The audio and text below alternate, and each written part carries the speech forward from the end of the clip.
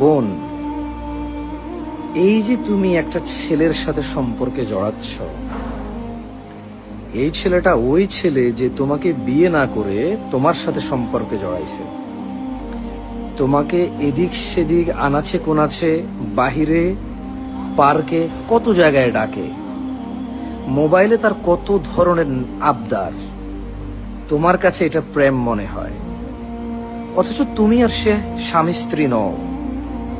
একবার ভেবে দেখো, তোমাকে বিয়ের পর অন্য একটা মেয়ের সাথে সেম যদি সে করে, তুমি পরকীয়া বলবে আর সে বলবে পুরুষ একাধিক বিয়ে করতে পারে।